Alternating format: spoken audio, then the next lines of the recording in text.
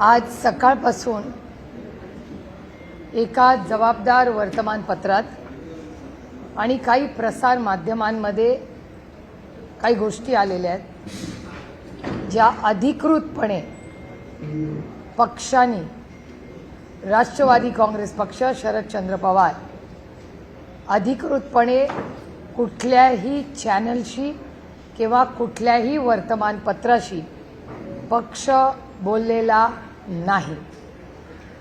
पक्षाच्या धोरणांबद्दल जी काही भूमिका वर्तमानपत्रात किंवा चॅनल्सवर आली ती सूत्रांच्या थ्रू आलेली आहे। फिजिकली ऑफिशियली कुठलंही स्टेटमेंट हे राष्ट्रवादी काँग्रेस पक्ष शरदचंद्र पवारांनी केलेलं नाही।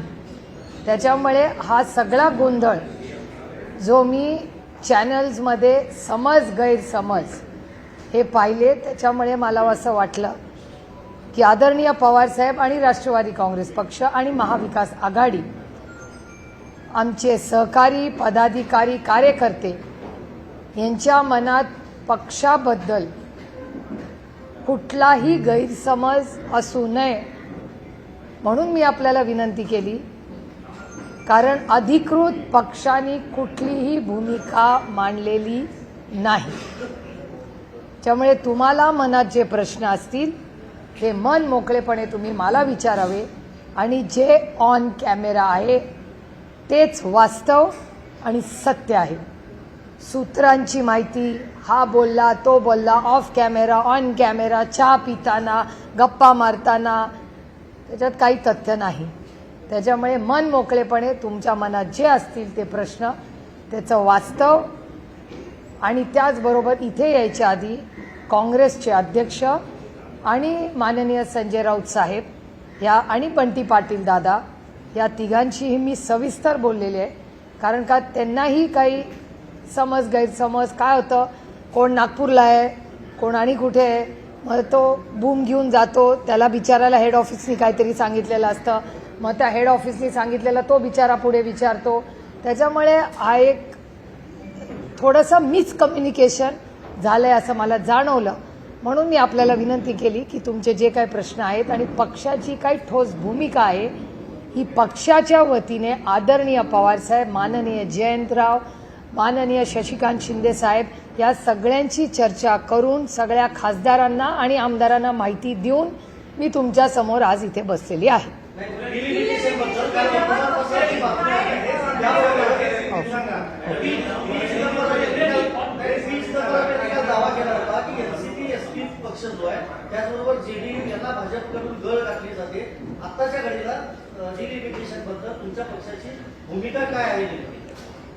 एकतर बिल आलेलं नाही आमच्याकडे नवीन, त्याच्यामुळे नवीन बिल आल्याशिवाय बिलबद्दल मी कशी बोलणार। त्याच्यामुळे बिल काय येईल हे बिल आल्यावर 24 तासात त्याचा अभ्यास करून आमचा काय स्टँड आहे हे मी सांगू शकते। पण थोडंसं तुम्हाला इतिहासात नेते। इतिहास या बिलाचा असा आहे की जेव्हा एकतर महिला आरक्षणाचं बिल हे एकमताने भारताच्या संसदेत पास झालेलं आहे, हे वास्तव आहे या देशात। त्यामुळे महिला आरक्षणाचं बिल यूनॅनिमसली पास हो चुका है इस देश, हम सब ने पास किया है, एक मत से पास किया, ही एक भूमिका झाली। त्याच्यामुळे हे वास्तव आहे। त्याच्यानंतर माननीय किरण रिजिजू यांनी अरविंद सावंतजी शिवसेना, असद ओवेसी भाई, असद भाईंना, मला आणि अरविंद सावंतांना, आम्हाला तिघांना त्यांनी बोलवलं दिल्लीत। त्या मीटिंगमध्ये त्या देशाचे गृहमंत्री माननीय अमित भाई शाही होते। त्यांनी आम्हाला सगळ्यांना असं ब्रीफिंग किरण रिजिजूंनी केलं दिल्लीमध्ये की आमचं सपाशी, काँग्रेसशी, DMKशी सगळ्यांचं वेगळं वेगळं बोलणं झालं आहे। आम्ही तुम्हाला तिघांना एकत्र बोलवलेलं आहे आणि आमची भावना आणि भूमिका अशी आहे की एक प्रस्ताव आमच्या मनात आहे की अनेक डिलिमिटेशनबद्दल वेगळी वेगळी मतं आहेत आणि साऊथच्या दक्षिणेतल्या राज्यांना असं वाटतंय की जर पॉप्युलेशन लोकसंख्येच्या वर जर आधारित डिलिमिटेशन झालं तर साऊथवर म्हणजे दक्षिण राज्यांवर अन्याय होईल. त्याच्यामुळे डिलिमिटेशनला सगळ्यांचा विरोध आहे. सगळ्यांना समान न्याय मिळावा हे पूर्णपणे रास्त आहे आणि आम्हाला सगळ्यांनाच मान्य. मग आता डिलिमिटेशनचा फॉर्म्युला काही बदलता येईल का? तर अमित भाई शाह आणि किरण रिजिजूंनी असा एक प्रस्ताव आमच्यासमोर ठेवला की आपण सरसकट काश्मीर टू कन्याकुमारी प्रत्येक राज्यामध्ये 50% सीट वाढतील. याचं उदाहरण मी समजून सांगते तुम्हाला की समजा 48 सीट महाराष्ट्रात आहे. 48 तर 50% किती होतं? 24. म्हणजे 48 प्लस 24 म्हणजे 72. म्हणजे महाराष्ट्रातून 72 खासदार निवडून जातील. आणखीन एक उदाहरण तेथे समजून सांगायला सोपं करण्यासाठी सगळ्यांना की उत्तर प्रदेशमध्ये 80 खासदार निवडून जातात. त्याचा 50% म्हणजे 40. म्हणजे उत्तर प्रदेशातून 120 खासदार जातील. सोपं झालं? क्लिअर? No confusion? आता समजा आपण महाराष्ट्र केंद्रबिंदू ठेवूया कारण का आपण महाराष्ट्रात बसलोय, मुंबईत बसलोय. 72 खासदारांमध्ये पहिलं SC ST ला आरक्षण द्यायचं. त्याच्यात 3 सीट जातात हिशोबाप्रमाणे. 3 सीट गेल्या 72 मधल्या, एकूण 70 राहिल्या. एकूण 70 मधल्या 33% आरक्षण जाणार, त्या महिला जाणार. राहिल्या 48 ज्या ओपनला राहतील. Any confusion, any questions? मगच पुढच्या टप्प्यात जाते. तर 50% सरसकट देशात वाढ आली तर कुणाचा विरोध आहे का? तेव्हा मी स्वतः, शिवसेना स्वतः असं दोघेची आम्ही सगळ्यांनी सांगितलं हा लोकसंख्येपेक्षा हा जास्त योग्य आम्हाला वाटते. आम्ही इंडिया अलायन्समध्ये चर्चा करतो आणि मग तुम्हाला सांगतो. मी स्वतः त्या इंडिया अलायन्सच्या मीटिंगमध्ये गेले. हा प्रस्ताव अमित भाई शाहनी आम्हाला बोला. आमचं ऑब्जेक्शन होतं की आम्हाला सगळ्यांना एकत्र बोलवा. तुम्ही सपाला, तृणमूलला, काँग्रेसला असं वेगळं वेगळं बोलू नका. जे करायचं आहे, जर चांगला प्रस्ताव असेल, मनात काही दुसरं नसेल तर मग आम्हाला इंडिया अलायन्सला एकत्र का नाही बोलत? म्हणून खडगे साहेबांच्या नेतृत्वाखाली आम्ही एक पत्र लिहिलं सरकारला की बाबा जो काही प्रस्ताव आहे हा आम्हाला बरा वाटतोय, करायचा असेल कारण का डिलिमिटेशनचं बिल ह्या वर्षी ड्यू आहे. त्याला काही टाईमलाईन नाही पण साधारण अनेक वर्षानंतर एक टाईमलाईन नंतर डिलिमिटेशन होतं. तर ते 2026 मध्ये करायचं असेल तर एक चर्चेनी गुणागोविंदाने ते व्हावं. कुठल्याही राज्यावर अन्याय होऊ नये म्हणून हा प्रस्ताव आला. माझं स्वतःचं DMK, तृणमूल, सपा सगळ्यांशी बोलणं झालं, काँग्रेसशी बोलणं झालं आणि मोठी हा प्रस्ताव जेव्हा आला तेव्हा आम्ही सगळे म्हणलो की इंडिया अलायन्सच्या माध्यमातून आपण या सगळ्याचा विचार करायला हरकत नाही कारण का कुठल्याच राज्यावर ह्याच्यात काही अन्याय होत नाही असं दिसतंय. पण हे करत असताना डिलिमिटेशनचा प्रोसेस काय असेल, म्हणजे मतदारसंघ जर बदलायचे झाले तर तुम्ही कसे बदलणार, त्याचा फॉर्म्युला काय, तर याचं उत्तर सरकारकडे नव्हतं. मग सरकारने बिल आलं. बिल आणल्यावर आम्हाला धक्का बसला कारण का मला स्वतःला वाटलं होतं की ते 50% त्याच्यात लिहिलेलं असेल. बिलमध्ये कुठेही 50%चा उल्लेख देखील नव्हता. तुम्ही संसदेची चर्चा जर काढून बघितली, आम्ही सविस्तर त्याचा उल्लेख आमच्याही भाषणात केला आहे आणि माननीय अमित भाई शाहांचं ऑन रेकॉर्ड पार्लमेंटमध्ये संसदेत स्टेटमेंट आहे की 50%ची अट माझी घालायची तयारी आहे. 1 तास हाऊस बंद करूया, मी बिलाचा प्रस्ताव करतो.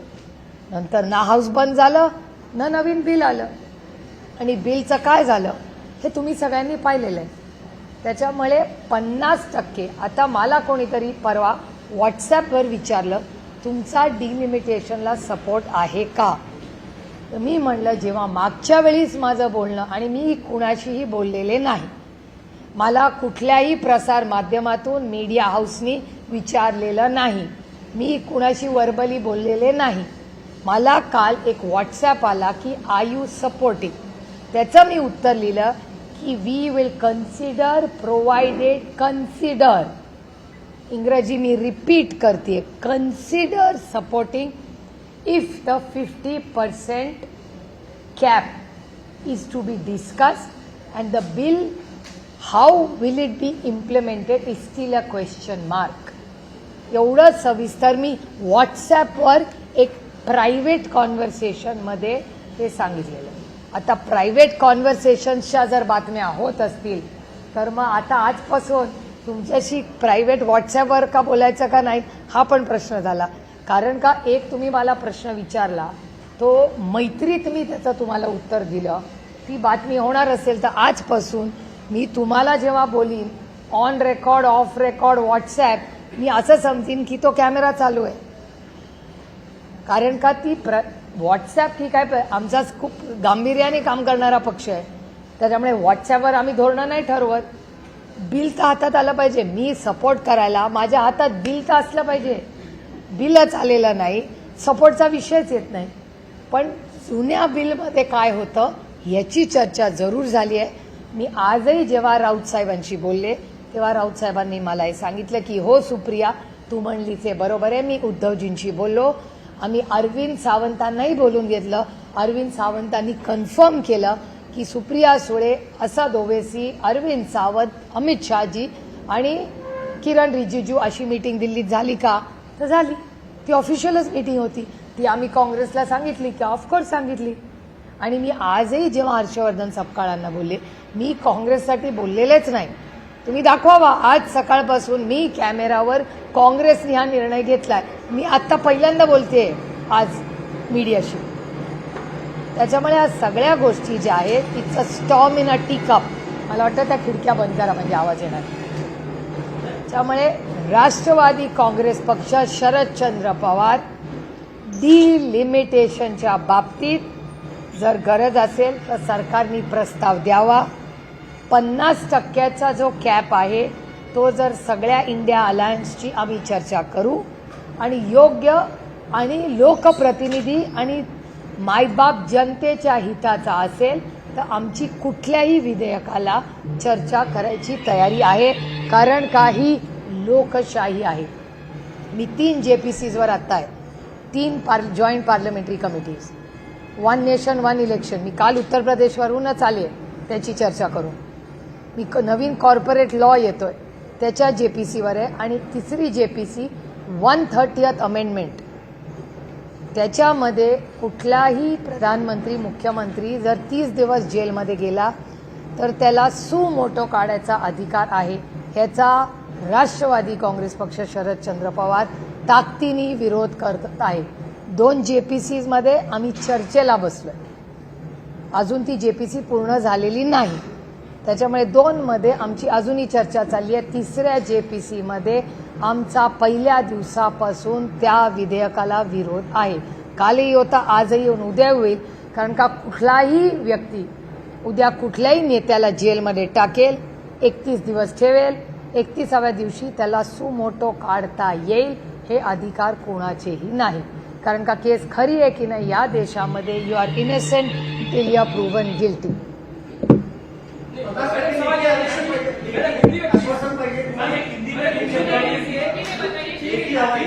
मला डिलिमिटेशनचा प्रोसेस काय असेल, फॉर्म्युला काय असेल हे तर कळलं पाहिजे आम्हाला. आमचं म्हणणं आहे डिलिमिटेशन काळाची गरज आहे असं सरकार म्हणते. ठीक आहे आमची चर्चेला बसायची तयारी आहे. पण तुम्ही एकतर साऊथच्या राज्यांवर अन्याय होणार नाही ह्याची खबरदारी घेतलीच पाहिजे. कुठल्याच राज्यावर अन्याय होऊ नये. आणि म्हणून मी DMKचा आवर्जून उल्लेख केला. कारण का DMK पक्षाची माझं सविस्तर बोलणं झालेलं आहे. आणि 50% सीट जर वाढणार असतील तर DMK ह्याचा विचार करायला, मी हो म्हणलेले नाही, विचार करायला आपण सगळे इंडिया अलायन्समध्ये बसूया. ही DMKची लाईन मी स्वतः ऐकलेली आहे. त्याच्यामुळे त्यांच्या ह्या सगळ्यांबरोबर चर्चा करूनच इंडिया अलायन्स एक मताने निर्णय घेईल. असं झालं त्याच्या आधी ना 50%चं आलं ना फॉर्म्युला आला आणि विधेयक पडलं. आणि त्याच्यामुळे नवीन विधेयक आमच्याकडे आलेलं नसल्यामुळे आम्ही विधेयकावर कसं बोलणार.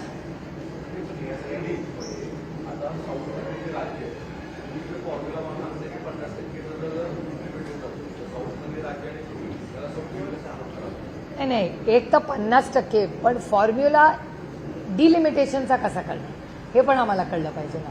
आता तुम्हाला आठवत असेल तर आसाममध्ये तुम्ही जर बघितलं तर आसाममध्ये गौरव गोगोईंचा मतदारसंघाची चीरफाड करून टाकली. हा डेटा आहे ना.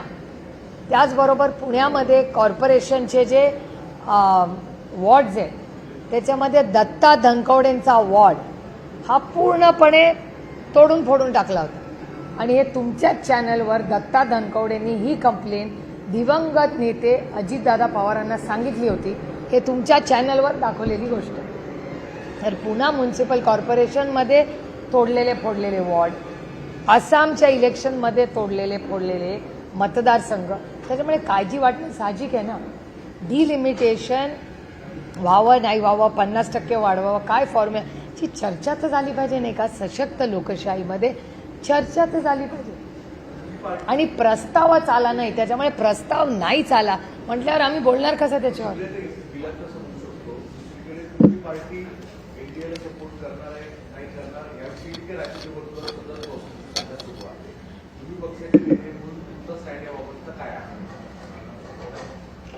एकतर मला गंमत ह्याची सगळ्याची असं वाटते, जे मी काल नाशिकमध्ये गेले आणि मला वेदना होतात या गोष्टींमुळे. कारण का आमचं आयुष्य काही ब्रेकिंग न्यूज नाही आहे. आम्ही राजकारणात समाजकारणात जेव्हा येतो तेव्हा आमची भावना ही चांगलं पॉलिसी मेकिंग व्हावं म्हणून आम्ही दिल्लीला जातो. म्हणजे मी स्वतः खासदार का झाले याचं कारण मला असं वाटलं की चांगली पॉलिसी मेकिंगचं काम आपण करावं, विधेयकांवर चांगलं काम करावं. आणि विधेयकांवर सोडून बाकी सगळीच चर्चा आमच्याबद्दल होती. एक तर आम्हाला आधी काँग्रेसमध्ये मर्ज केलं, मग आम्हाला बीजेपीत मर्ज केलं, त्याच्यानंतर सेनेत मर्ज केलं. मी परवा नाशिकमध्ये म्हणले आता मनसेच राहिले. तुम्ही आमच्या पक्षाकडून कुठलं स्टेटमेंट आलंय? तुम्ही आमच्याच पक्षासाठी आम्ही सोडून सगळे विचार करताय. आमच्या एकाही आमदार, खासदार, पदाधिकारी, नेता, आमचा कार्यकर्त्याचं कुणाचंही स्टेटमेंट मी कुठल्याही चॅनलवर पाहिलेलं नाही. तुमचे सूत्र तुम्हाला सांगतात. कुठला आमचा नेता येऊन बाहेर म्हणालाय काही वेगळं? नेता, कार्यकर्ता, विधायक, खासदार सांगा ना मला. त्यामुळे आमच्याकडे ईडी सीबीआय नसल्यामुळे आमच्या पक्षाची बदनामी असंच करणार. कारण का आमचे ना कॉन्ट्रॅक्ट्स, ना आमचे ईडी, ना सीबीआय, ना आईस, त्याच्यामुळे ते काहीच नसल्यामुळे एक पक्ष जो महाराष्ट्राच्या आणि देशाच्या हितासाठी काम करू इच्छितो त्याचं खच्चीकरण कसं करणार? तर असली बदनामी करून. कारण का दुसरी आमची बदनामी करायला काही आईस नाहीच आहे ना आमच्याकडे. विषयच येत नाही ना. जर मी कानपूरला जाणारच नाही आहे तर किती अंतर आहे बघूच कशाला? मग ट्रेननी जायचं, प्लेननी जायचं कशाला? जिस रास्ते जाना ही नहीं उसकी चर्चा ही क्यों करो? आम्ही इंडिया अलायन्समध्ये काम करतोय आणि आमच्या या सगळ्याबद्दल मग काँग्रेस असू दे किंवा ना काँग्रेसने आम्हाला प्रस्ताव दिलाय ना आम्ही काँग्रेसला प्रस्ताव दिलाय, ना भारतीय जनता पक्षाने आम्हाला प्रस्ताव दिला ना आम्ही दिलाय. त्याच्यामुळे ना एनडीएचा प्रस्ताव आहे ना काँग्रेसचा प्रस्ताव आहे. आम्ही आहोत तिथे आम्ही सुखी आहोत.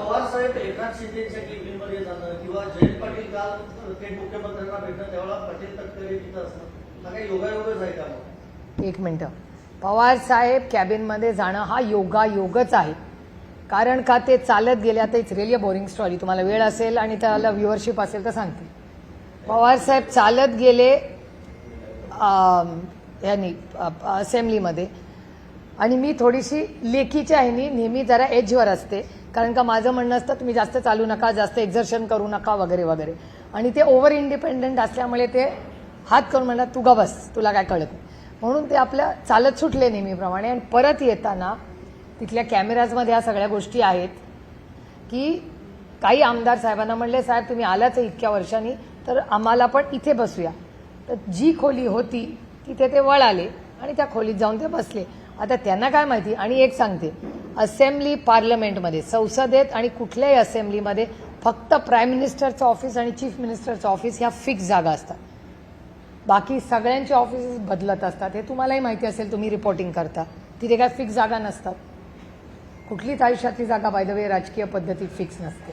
आणि ज्याला वाटत असेल ती फिक्स्ड आहे या भ्रमात मी तरी नाही आहे. There is nothing permanent in politics ever for anybody for that matter. त्याच्यामुळे ह्या भ्रमात मी नाही आहे. त्याच्यामुळे ते जाऊन तिथे बसले. ते काय 4-5 लोक त्यांना भेटले. हा शिंदे साहेबांचा मनाचा मोठेपणा. अच्छे को अच्छा बोलना चाहिए. आता त्याची न्यूज कराल की शिंदे साहेबांचं ताईंनी कौतुक केलं. जे चांगलं आहे हे वास्तव ते मी खरं बोलते की ते कॅबिनेट सोडून ते आले, त्यांनी साहेबांना 1.5 सेकंड एक बुके दिला, हा त्यांचा मनाचा मोठेपणा, आणि ते निघून गेले. साहेबांनी त्यांची मीटिंग केली आणि आले. त्यानंतर राऊतसाहेब नाराज झाले. मी स्वतः राऊतसाहेबांना फोन करून सांगितलं की राऊतसाहेब असं असं झालं. दुसऱ्या दिवशी तुमच्याच चॅनलवर राऊतसाहेबांनी हेही सांगितलं की हो मला फोन आला होता, मला आता कळले, आता माझी नाराजी काही नाही. त्याच्यामुळे ती व्यक्ती ती गोष्ट होऊन ॲक्च्युली खूप जुनी झालेली आहे ती. पण तुम्ही विचारली म्हणून, आणि मी फार इतिहासात रमत नाही, मी आय लिव्ह द मोमेंट, मी वास्तव तेच जगते. कालची घटना, कालची घटना, आता मला सांगा, तुम्ही मला पण हा प्रश्न विचारत नाही आहे. काल माझा ब्रेकफास्ट उत्तर प्रदेशमध्ये योगी आदित्यनाथजींबरोबर होता, माझं लंच डिंपल यादवांकडे होतं. मग तुम्ही मला हा प्रश्न विचारत नाही की तुम्ही यांना का भेटला? हा पण प्रश्न आहेच ना. योगीजींकडे आम्ही गेलो होतो वन नेशन वन इलेक्शनच्या कामासाठी. हा योगीजींनी एक मुख्यमंत्री म्हणून आम्हाला गाईड दिलं, आम्ही भेटलो, आम्ही फोटो काढला, आम्ही ट्विट केला त्यांचे आभार मानून. डिंपल यादव आणि अखिलेश यादव यांचे आमचे कौटुंबिक संबंध आहेत. मी त्यांना भेटायला गेले उत्तर प्रदेशला गेल्यावर. धर्मेंद्र भैया आणि मी पूर्ण 2 दिवस एकत्र होतो सपामध्ये. ह्या काय प्रत्येक जण कुणाला भेटला म्हणून काही कट कारस्थानासाठीच भेटतं हे खरंच मनातून काढून टाकाय. दुर्दैव आहे की महाराष्ट्राच्या राजकारणात कोणी भेटलं म्हणजे काहीतरी कट कारस्थान करते. एक हा माझा बुद्ध. जयंतराव काल ऑफिशियली माननीय मुख्यमंत्र्यांचा वेळ मागून गेले होते.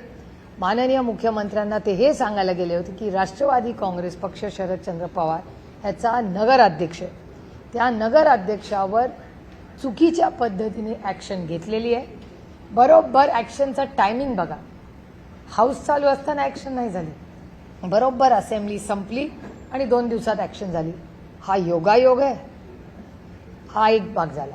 जयंतराव तर ऑफिशियली गेले होते, गाडीने गेले, गाडीने आले. त्यांनी जयंतरावनी काय हुडी बुडी घातली नव्हती, ऑफिशियलीच गेले, काही प्रॉब्लेम नाही. एक तिथे सुनील तटकरे जी आणि प्रफुल्ल पटेलजी होते का नाही ह्याचं उत्तर माझ्याकडे नाही.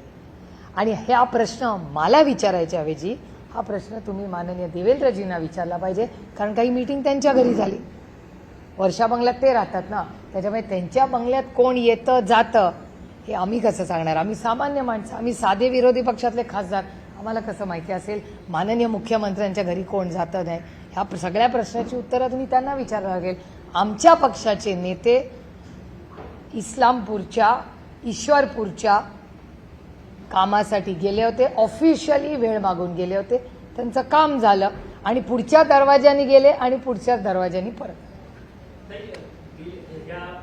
मतदारसंघ पुनर्रचनेच्या बिलच्या संदर्भात तुम्ही म्हणतात की 50% सरसकट जर जागा वाढत असतील तर त्या संदर्भात इंडिया अलायन्समध्ये त्या संदर्भातली चर्चा होईल. परंतु जर एकीकडे पाहिलं तर हे जे काही पुनर्रचना होते त्याच्यानुसार उत्तर भारताला एक वेगळं माप दिलं जाणार आहे, दक्षिण भारताला एक. तसं होणारच नाही ना. जर 50% आलं तर मग कसं माप होईल? स्टँडर्डायझेशनच होईल ना, काश्मीर टू कन्याकुमारी. मेजॉरिटी मतदारसंघ वाढणार, अर्थातच तिथे 500 अधिक मतदारसंघ बनतील, दक्षिणेकडे 300 मतदार. आत्ता जसं आहे तसंच होईल. आत्ता जो बॅलन्स आहे तोच 50% वाढला तर आहे. आत्ता जेवढे तेवढीच टक्केवारी राहणार ना, टक्केवारी थोडी बदलते. परंतु एकीकडे उत्तर भारतात जो डॉमिनेट करणारा पक्ष असेल तोच संपूर्ण देशभर राज्य करत. Not necessary. सगळं साऊथ हारले तर कसं करतील?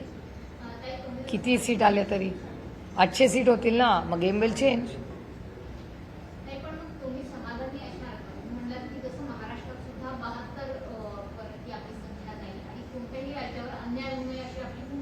क्लिअरली. पण त्याच्याबरोबर एक तर प्रस्ताव तर येऊ द्या. मागच्या वेळेस आम्हाला बोलवलं मीटिंगमध्ये पण बिलमध्ये आलंच नाही, म्हणून आम्ही बिलला विरोध केला. म्हणजे आम्हाला बोलून सांगितलं एक आणि बिलमध्ये प्रिंटमध्ये आलं नाही. आता आपण जे बोलतो ते बिलात यायला पाहिजे ना. काँग्रेसचा या संपूर्ण 50%ला जर विरोध असेल चर्चा तर मग तुम्ही काँग्रेस सोबत राहणार की नाही? आम्हाला बिल आल्याशिवाय मी बोलणार नाही. बिल आल्याशिवाय मी कसं बोलणार? कारण का इम्प्लिमेंटेशन कसं करणार हा पण एक मोठा मुद्दा आहे ना. कारण का जर सीट असतील तर त्या सीटमध्ये फॉर्म्युला काय असेल त्याचं क्लॅरिफिकेशन केंद्र सरकारला आम्हाला द्यायला लागेल.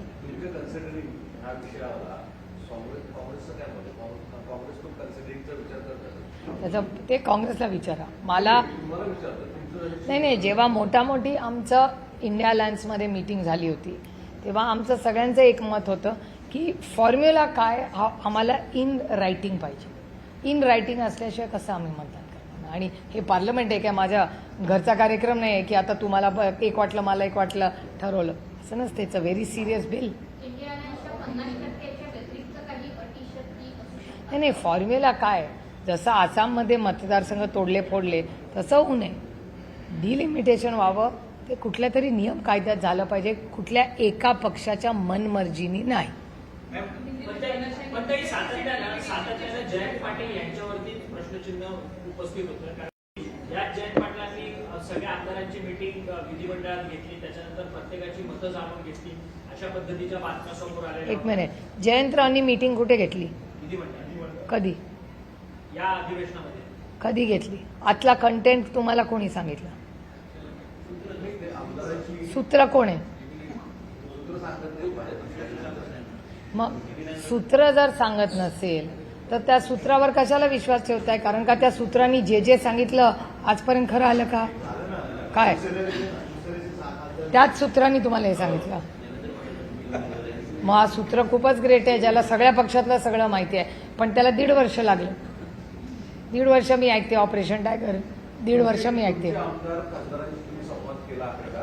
एक तर राष्ट्रवादी काँग्रेस पक्षात संवाद हा आदरणीय पवार साहेबांचा देशात सगळ्यात छोटातला छोटा कार्यकर्ता त्यांना सकाळी घरी जाऊन भेटतो. त्याच्यामुळे मी काय नवीन तुम्हाला सांगत नाही. आम्ही काय स्पेसिफिकली हॅलो तुला कोणाचा फोन आला का असला आमच्याकडे चालत नाही. आमचा पक्ष फार गांभीर्याने राजकारण आणि समाजकारण करतो. आमचे सगळे आमदार आणि खासदार हे 24/7 कुठे असतात हे तुमच्या सगळ्या चॅनलवर दिसतं. कारण का आमचे आमदार खासदारांना सुट्टी घ्यायची वेळ नसते. आमचे सगळे खासदार आणि आमदार फुल टाईम लोकसेवेत असतात. पक्ष एका डायरेक्शननी काम करतो. सगळे 24/7 आदरणीय पवारसाहेबांच्या कॉन्टॅक्टमध्ये असतात. राष्ट्रवादी काँग्रेसचा एकही खासदार आणि आमदार कुठलाही वेगळा निर्णय घेणार नाही. जो काही निर्णय घेतील ते सगळे एकत्र एका मताने आदरणीय पवारसाहेब केंद्रबिंदू ठेवूनच निर्णय घेतील.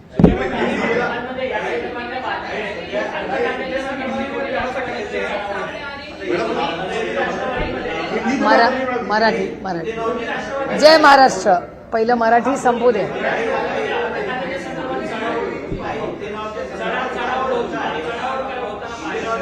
एक मिनिट काहीतरी हा महत्वाचा मुद्दा आहे. कारण का महाराष्ट्राची आर्थिक परिस्थिती अतिशय अडचणीत आणि गंभीर आहे.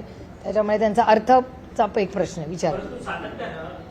तुमचा पक्ष सत्तेत जाणार या सगळ्या माध्यमांमध्ये बातम्या येतात आणि त्याच्यामध्ये पण महत्वाची गोष्ट अशी की जयंतराव यापूर्वी देखील जयंत पाटील सर यापूर्वी देखील या राज्याचे अर्थमंत्री राहिलेले आहेत. त्यामुळे अर्थखातं सध्या अर्थखात्यावरतूनच त्या राष्ट्रवादीमध्ये चढाओढ आहे आणि ही राष्ट्रवादी देखील चढाओढ करते अर्थखात्याची. अशा प्रकारच्या माध्यमांसमोर बातम्या येतात. त्यामुळे पक्ष इंटरेस्टेड आहे का सत्तेत जाण्याकरता या खात्याच्या संदर्भात? मला गंमत वाटते. गेले 12 वर्ष माझा तुम्ही शपथविधी घेताय बरोबर ना? 12 वर्ष करताय की नाही माझा शपथविधी तुम्ही? हे मी नाही, तुमचा डेटा काढून बघा. सुप्रिया सुळेंचा शपथविधी आहे आणि माझं डिपार्टमेंट पण तुम्ही अनाऊन्स करता. बिचाऱ्या मोदीजींना तेवढा तरी अधिकार द्या माझं डिपार्टमेंट ठरवायचा. त्याच्यामुळे ह्या सगळ्या ज्या स्पेक्युलेशन अर्थ खात्याचा तो विषय माननीय देवेंद्रजींचा अंतर्गत विषय ना. मुख्यमंत्री ठरवतो कुणाला काय द्यायचं. हा प्रश्न मला विचारायच्या ऐवजी हे सगळे जे काल रात्रीची मीटिंग वर्षामधली त्याच्यात कोण होतं कोण नव्हतं अर्थ खातं हे सगळे प्रश्न मी नाही याची उत्तरं देऊ शकत. याची उत्तरं फक्त आणि फक्त या राज्याचे माननीय मुख्यमंत्री देऊ शकतात.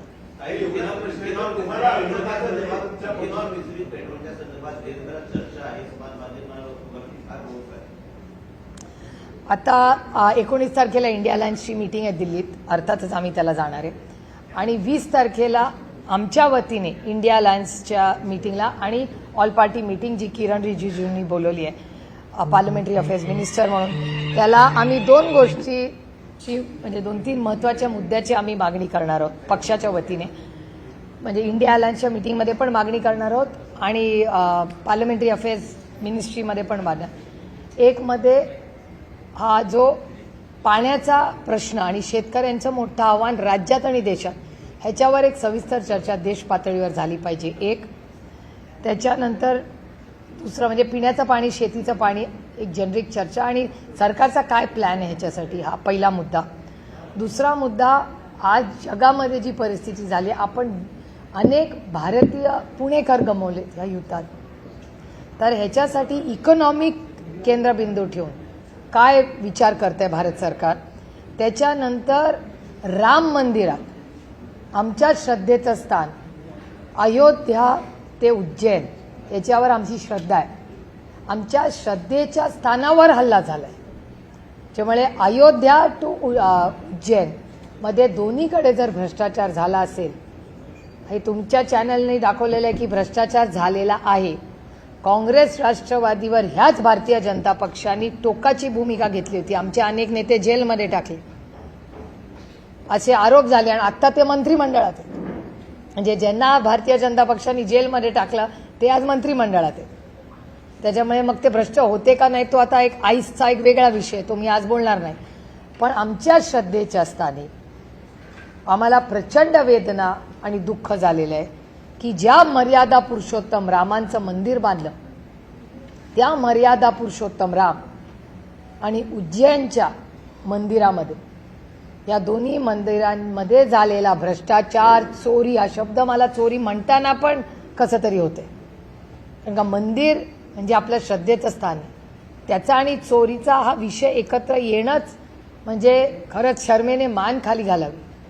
मग ह्याच्याबद्दल काय करतंय केंद्र सरकार. आणि जे मंदिर आहे उत्तर प्रदेशमधलं, ते उत्तर प्रदेशमधलं प्रभू श्रीरामांचं मंदिर, ह्याचा जो ट्रस्ट आहे त्याचा सगळा कंट्रोल केंद्र सरकारच्या हातात आहे. मग केंद्र सरकार काय याच्याबद्दल ॲक्शन घेणार आहे. आणि वाईट एकाच गोष्टीचं वाटतं की आमच्या श्रद्धेस्थान जे आहे त्याचे लोकप्रतिनिधी ह्या देशाचे प्रधानमंत्री आहेत. जरी ते एका पक्षाचे असले तरी देशाचे प्रधानमंत्री आहेत. ते तुमचे माझे सगळ्यांचेच प्रधानमंत्री आहेत. प्रधानमंत्र्यांच्या मतदारसंघात केंद्र सरकार जे ट्रस्ट चालवतं त्या ट्रस्टमध्ये जर भ्रष्टाचार आणि चोरी प्रभू श्रीरामांच्या मंदिरात होत असेल तर मग कुणावर विश्वास ठेवायचा हो. माणुसकीवरचाच विश्वास उठायचा अशी परिस्थिती झाली आहे. त्यामुळे आमच्या श्रद्धा ह्याला ठेच पोचवली, ह्याचं दुःख आयुष्यभर राहील.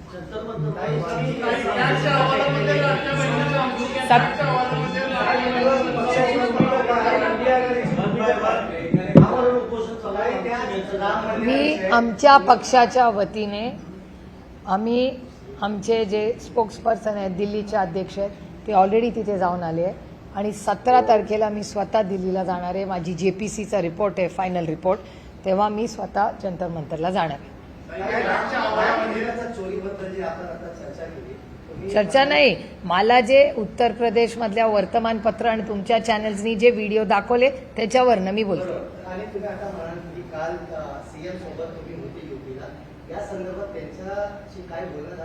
नाही, कालची चर्चा वन नेशन वन इलेक्शन बद्दल होती.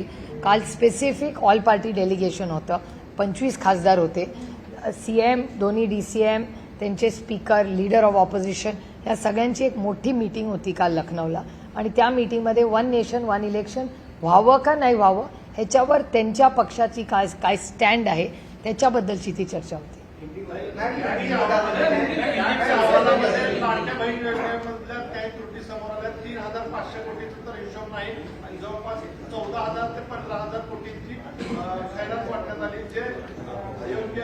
लाडकी बहीण योजनेची चौकशी झाली पाहिजे. त्याला वेळ पडली तर SIT बसवा, पण एक न्यूट्रल चौकशी झाली पाहिजे. हे दुर्दैव आहे, बहीण भावाच्या नात्यापेक्षा कुठलंच नातं पवित्र नसतं. प्रभू श्रीरामांना फसवलं, त्यांचं नाव खराब केलं या लोकांनी.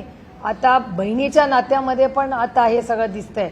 हे अतिशय वाईट आहे. आणि महाराष्ट्र आणि प्रभू श्रीराम ह्यांच्यामुळे, म्हणजे बहीण आणि प्रभू श्रीराम ह्या दोन्ही गोष्टी आस्थेच्या आणि प्रेमाच्या आहेत.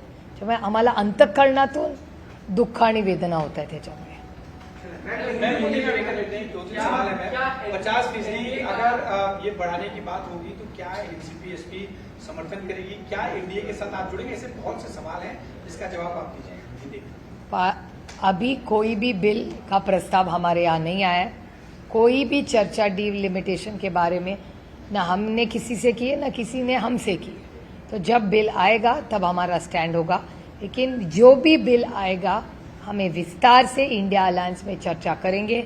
हमारी जो चर्चा हुई थी उसके बारे में मैंने कई लोगों से उसमें चर्चा की थी, तब डीएमके हो, हम हो, सपा हो, 50% के बारे में हम सोचेंगे, ऐसा हमने कहा था अभी जो सत्ता में है उनको, लेकिन वो बिल में नहीं आया, इसलिए वो बिल तो गिर गया।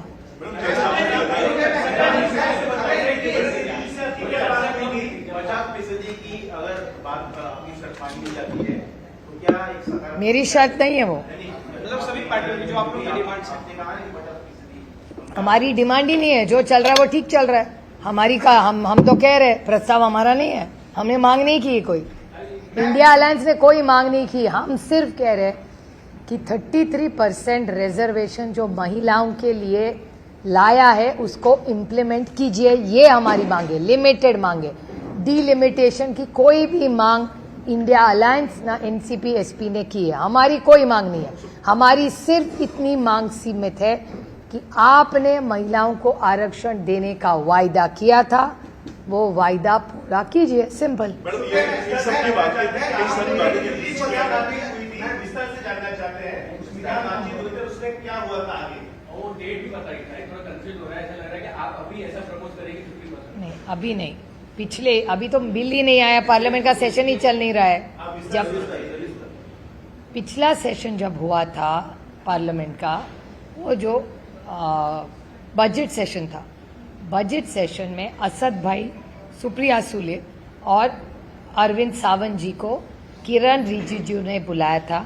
हर पार्टी को अलग अलग से बुला रहे थे और उसमें इस देश के गृह मंत्री जी माननीय अमित भाई शाह, वो किरण रिजिजू और हम साथ में मिले थे। उन्होंने हमें एक प्रस्ताव रखा जिसके बारे में बाद में हम सब ने इंडिया अलायंस की बैठक में, मैंने और अरविंद जी ने भी, जो प्रस्ताव हमें भारतीय जनता पार्टी और एनडीए अलायंस से आया उसके बारे में चर्चा की। फिर खड़गे जी के नेतृत्व में हमने माननीय अमित भाई शाह और सरकार को खत लिखा कि भैया हम सबको आप अलग अलग बुला लीजिए, हमारी विनती है कि आप इंडिया अलायंस के हर पार्टी को अलग न बुलाइए, हम सबको साथ में बुलाइए। देश के हित में कुछ होगा तो हम सरकार के साथ रहेंगे। मैं आपको उदाहरण दे दूं कि पहलगाम पे जब हल्ला हुआ, पहलगाम पे हल्ला होने के बाद इस देश का पहला नेता था जिन्होंने कहा ये देश पे हल्ला है, राजनीति नहीं करेंगे, हम सरकार के साथ खड़े रहेंगे। उस नेता का नाम शरद पवार है। और उसके बाद एक ऑल पार्टी मीटिंग बुलाई गई, राजनाथ सिंह जी ने चेयर की वो मीटिंग, उन्होंने हम सबको ब्रीफिंग किया। और ये कांग्रेस पार्टी का भी बड़प्पन है कि कांग्रेस पार्टी के नेता माननीय राहुल जी गांधी और खड़गे जी ने भी उस मीटिंग में कहा कि ये पहलगाम पे हत्या नहीं, देश पे ये हुआ है, हमला हुआ है, तो हम देश के साथ रहेंगे, सरकार के साथ रहेंगे। और 100 सांसद, उसमें मैं भी एक थी, हम हर देश में गए और हर देश में भारत की तरफ से गए कि ये भारत की गलती नहीं है, भारत पे अन्याय हो रहा है, आप हमारे साथ खड़िए। और ऑपरेशन सिंदूर हुआ। 10-10 दिन हम घर क्षेत्र छोड़ के देश के लिए 100 सांसद दुनिया भर घूमे और हम देश की जय जयकार करते गए। फिर हमने देखा नहीं कि इसमें इंडिया है, अलायंस है, क्या एनडीए है, नहीं, देश के लिए पहले देश, उसके बाद राज्य, उसके बाद पार्टी और उसके बाद फैमिली। तो हमारे लिए देश और देश की एकता ही मायने रखता है, जो कांग्रेस पार्टी का ही बड़ापन था। जो कांग्रेस पार्टी ने ऑपरेशन सिंदूर के वक्त जो स्टैंड आदरणीय शरद पवार जी ने किया, वही स्टैंड कांग्रेस पार्टी ने लिया। मैंने नहीं कहा। इंडिया अलायंस उस पर चर्चा करेगी। मेरा सवाल है कि इंडिया अलायंस में बहुत सारी पार्टियां हैं, आपकी इंडिविजुअल पार्टी अगर उस लिखित रूप से मिले उससे सेटिस्फाइड है, तो क्या आप इंडिया अलायंस के खिलाफ इस इंडिया अलायंस के खिलाफ जाने का सवाल ही नहीं आता, क्योंकि इंडिया अलायंस का हर घटक उस दिन हाँ ही कह रहा था। We were all in discussions, we were not satisfied with the formula or implementation. So this is not a conversation over coffee at Cafe Coffee Day. This is Parliament.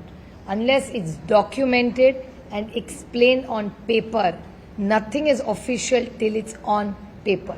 So unless ये हवा की बातें कोई मायने नहीं रखता parliament में. लेकिन सबसे सवाल खड़ा होगा, इंडिया अलायंस में डिसीजन कौन लेगा? शरद पवार साहब लेंगे, आप लोगे, कांग्रेस लेगी, राहुल गांधी लेंगे, डिसीजन कौन लेगा कि हम इस बिल के खिलाफ नहीं है या फिर इस बिल के खिलाफ एक सशक्त लोकतंत्र में हर एक का मत लिया जाता है, फिर यूनानिमसली निर्णय लेता है. जब हल्ला हुआ पहलगाम का, तब साथ में खड़े रहे ना हम. ऑपरेशन सिंदूर का इम्प्लीमेंटेशन हुआ ना, तब इंडिया अलायंस खड़ी रही ना. जब हल्ला देश पे हुआ, आप भूल रहे कि operation Sindur is an outcome of an attack on India, तब खड़ी रही ना इंडिया अलायंस साथ में. इंडिया अलायंस का कौन लेगा? सब मिलके लेंगे जैसे आज तक लेते. अगर आप पक्ष में है और कांग्रेस पक्ष में नहीं है, फिर कंफ्यूजन तो क्रिएट होगा. कौन लेगा कौन? अभी अगर बारिश आई तो छाता लूं कि मैं रेनकोट लूं.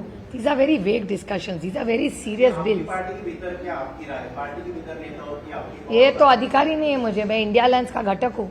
तब जो होगा तो साथ में सोचेंगे. ये बिल बहुत इंपॉर्टेंट है इस देश के लिए. इतने हल्के में हम लोग चर्चा नहीं करते. हम साथ में बैठेंगे जो देश के हित में होगा. आप मैं और एक उदाहरण दूं. जीएसटी का बिल हमने पास किया ना. आप चिदम्बरम जी के बारे में कह रहे थे. चिदम्बरम जी ने कितने सुझाव दिए थे उस बिल में? आप उनका भाषण निकालिए. बहुत सारे सुझाव दिए थे और हम सब ने मिलके जीएसटी का यूनानिमसली बिल पास किया था, क्योंकि वो बिल हमारा ही था. मनमोहन सिंह जी का बिल था जीएसटी का, जो मोदी साहब ने pass KIA.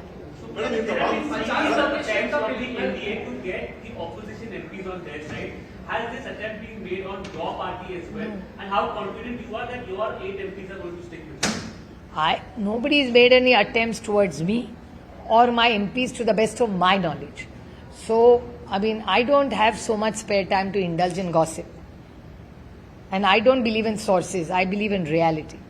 So let me reassure you that all 8 MPs of NCP, SP and all our MLAs, we stick together.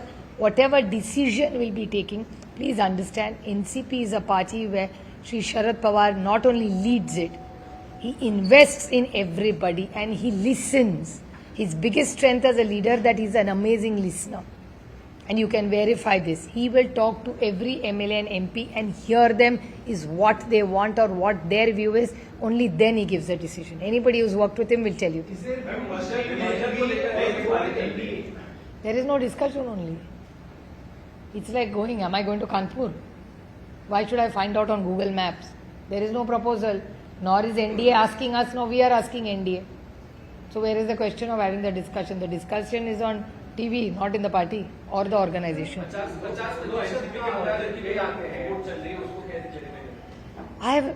First of all, I don't owe anybody an explanation. I only an explanation to the NCP SP cadre. Till my brother was alive, was there dialogue? 100%.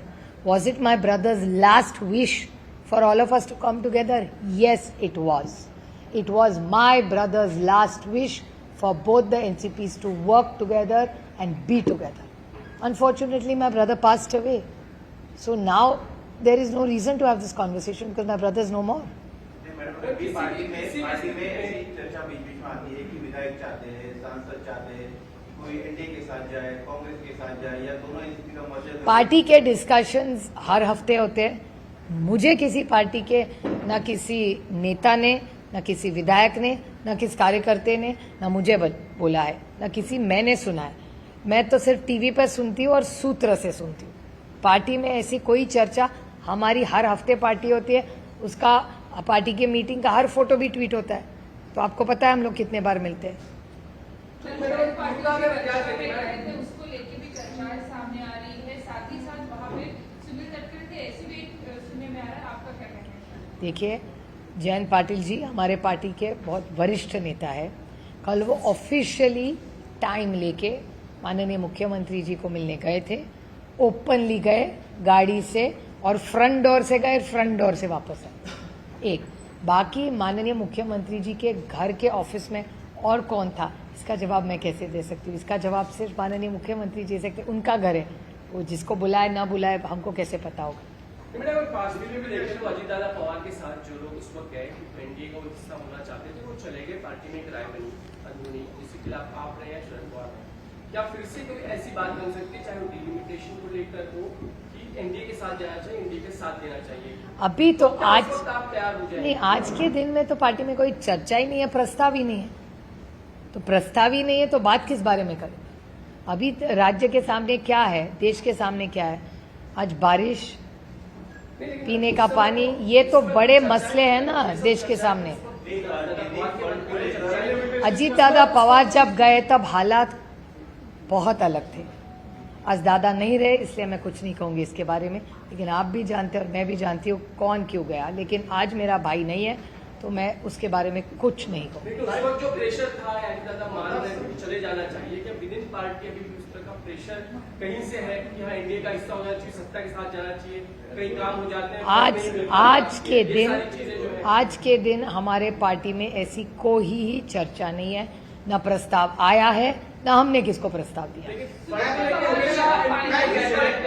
हम विरोध में बैठे हुए हैं, हमारे काम नहीं होते, इसलिए हमें सरकार के साथ जाना चाहिए। क्या इस वक्त आपके साथ कोई स्थिति है? क्या ये स्थिति आपके साथ है क्या? नहीं, हमारे साथ ऐसी कोई स्थिति नहीं। चर्चाएं जो है वो चल रही है, सुरेंद्र पवार जी को अभी भी फाइनेंस डिपार्टमेंट स्टेट सीएम ने दिया नहीं है, उसको लेके भी एक मुलाकात आने वाले समय में हम करेंगे, ऐसा कुछ सुनील तटकरे कह रहे हैं। लेकिन ये पूरा डिसीजन अभी भी सीएम के ऊपर है। देखिए, एक राज्य का सीएम ही तय करता है ना कौन सा डिपार्टमेंट किसको दे। ये तो मुख्यमंत्री का अधिकार है, वो कैसे आप छीन सकते हैं? भाजपा ये महत्वपूर्ण जो डिपार्टमेंट है वो एनसीपी को दे पाएगा और उतने काबिल लोगों को? वो उनके आगाड़ी का युति का अंतर्गत मामला। मैं दूसरे के घर में क्यों झांकू, वो देख लेंगे।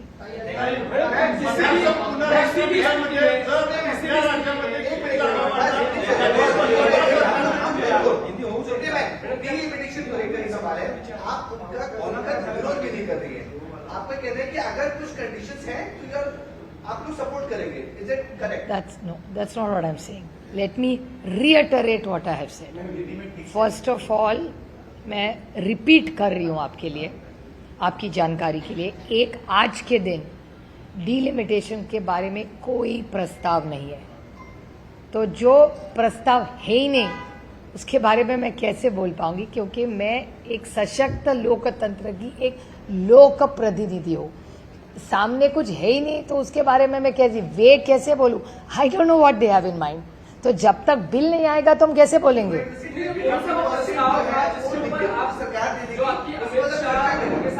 मैं आपको एक उदाहरण दूं, हम लोग हमारा काम बहुत सीरियसली लेते हैं, हम लोग हल्के में नहीं लेते। मैं आपको एक उदाहरण दूं, हम इंडिया अलायंस में हैं, 130th अमेंडमेंट का बिल आया, उसकी जेपीसी हुई। हमको किसी ने इंडिया अलायंस में नहीं कहा कि आप जेपीसी में मत जाइए।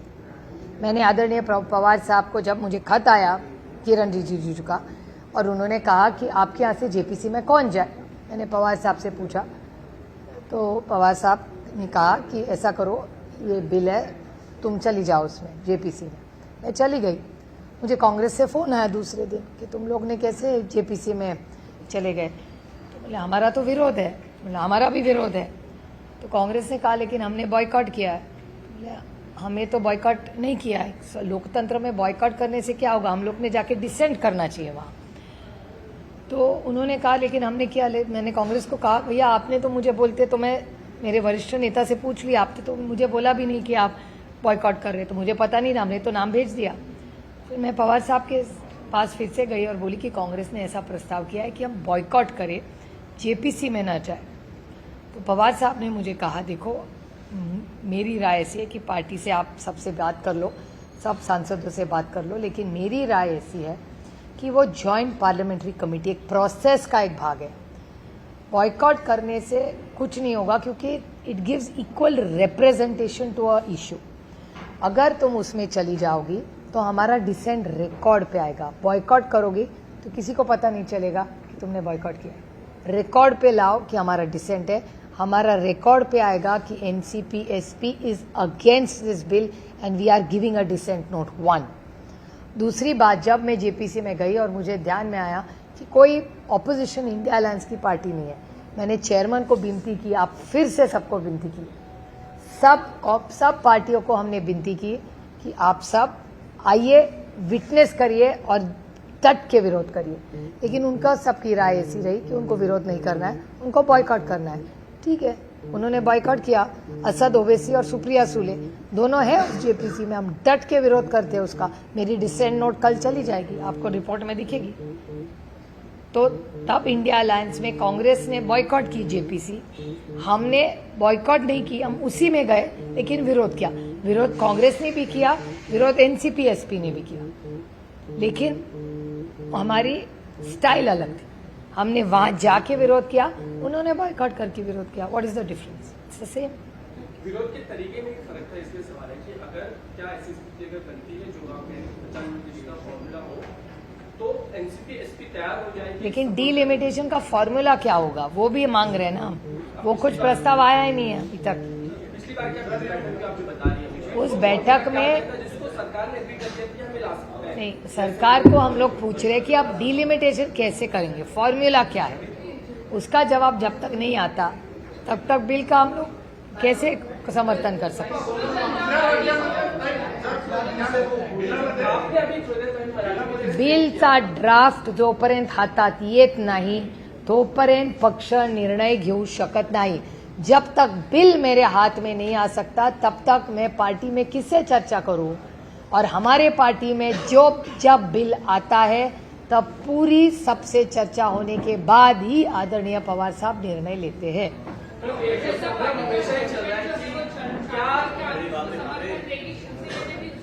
समर्थन जारी किया हाँ, कांग्रेस जनता पार्टी के प्रोटेस्ट को और मैं 17 तारीख को खुद जा रही हूँ और हमारे जो पार्टी के दिल्ली के लोग हैं वो सब जा चुके हैं, वहां मिल के आके गए। कधी? कुठल्या 20 तारखेला? कोणाचं? आम्हाला काय अजून काय त्यांच्याकडून प्रस्ताव किंवा माहिती काय आलेली नाही, जेव्हा येईल तेव्हा बघू। पण 17ला मी स्वतः जाणार आहे। जिस तरीके से एनडीए को लेकर क्या कोई भी पार्टी का दबाव बनेगा तो आप एनडीए का हिस्सा किसी भी कीमत पे नहीं होंगे बीजेपी का? एनसीपी कभी भी, एनसीपी एसपी किसी के दबाव में आने वाली पार्टी नहीं। न हम दबाव में कल थे, न आज है, न कल रहेंगे। हम दबाव में कोई काम नहीं करते। ये देश दबाव से नहीं चलेगा या किसी की मनमर्जी से नहीं चलेगा। ये देश सिर्फ और सिर्फ भारत रत्न डॉक्टर बाबा साहब अम्बेडकर के संविधान से चलेगा।